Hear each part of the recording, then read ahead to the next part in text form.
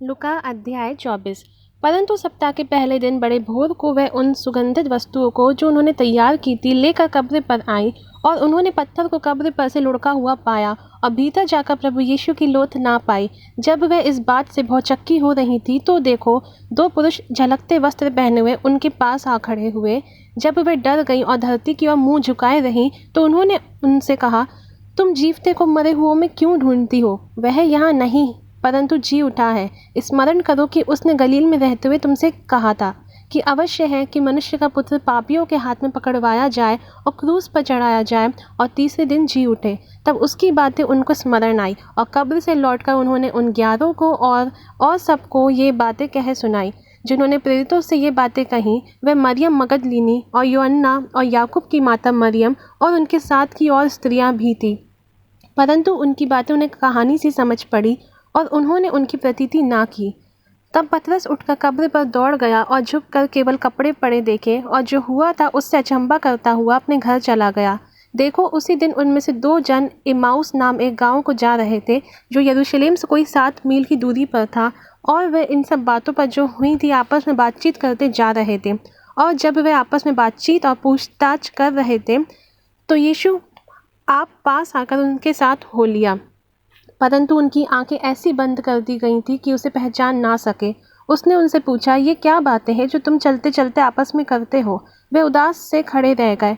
यह सुनकर उनमें से क्लियोपास नामक एक व्यक्ति ने कहा, क्या तू यरूशलेम में अकेला परदेशी है जो नहीं जानता कि इन दिनों में उसमें क्या क्या हुआ है? उसने उनसे पूछा, कौन सी बातें? उन्होंने उससे कहा, यीशु नासरी के विषय में जो परमेश्वर और सब लोगों के निकट काम और वचन में सामर्थी भविष्य रखता था, और महायाजकों और हमारे सरदारों ने उसे पकड़वा दिया कि उस पर मृत्यु की आज्ञा दी जाए और उसे क्रूस पर चढ़वाया। परंतु हमें आशा थी कि यही इज़राइल को छुटकारा देगा। और इन सब बातों के सिवा इस घटना को हुए 3रा दिन है। और हम में से कई स्त्रियों ने भी हमें आश्चर्य में डाल दिया है, जो भोर को कब्र पर गई थी, और जब उसकी लोथ ना पाई तो यह कहती हुई आई कि हमने स्वर्गदूतों का दर्शन पाया जिन्होंने कहा कि वह जीवित है। तब हमारे साथियों में से कई एक कब्र पर गए और जैसा स्त्रियों ने कहा था वैसा ही पाया, परंतु उसको ना देखा। तब उसने उनसे कहा, हे निर्बुद्धियों और भविष्यद्वक्ताओं की सब बातों पर विश्वास करने में मंदमतियों, क्या अवश्य ना था कि मसीह ये दुख उठाकर अपनी महिमा में प्रवेश करे? तब उसने मूसा से और सब भविष्यद्वक्ताओं से आरंभ करके सारे पवित्र शास्त्रों में से अपने विषय में की बातों का अर्थ उन्हें समझा दिया। इतने में वह उस गांव के पास पहुंचे जहां वह जा रहे थे, और उसके ढंग से ऐसा जान पड़ा कि वह आगे बढ़ना चाहते थे। परंतु उन्होंने यह कहकर उसे रोका कि हमारे साथ रहे, क्योंकि संध्या हो चली है और दिन अब बहुत ढल गया है। तब वह उनके साथ रहने के लिए भीतर गया।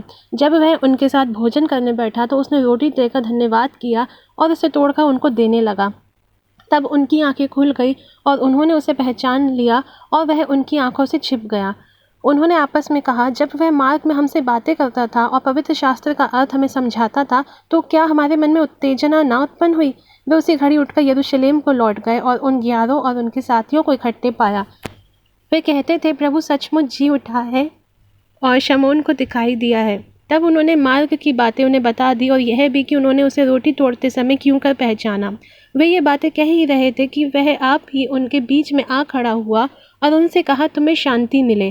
परंतु वे घबरा गए और डर गए और समझे कि हम किसी भूत को देखते हैं। उसने उनसे कहा, क्यों घबराते हो और तुम्हारे मन में क्यों संदेह उठते हैं?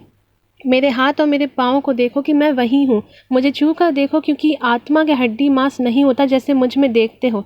यह कहकर उसने उन्हें अपने हाथ पाँव दिखाए। जब आनंद के मारे उनको प्रतीति ना हुई और आश्चर्य करते थे तो उसने उनसे पूछा, क्या यह तुम्हारे पास कुछ भोजन है? उन्होंने उसे भुनी मछली का टुकड़ा दिया। उसने लेकर उनके सामने खाया।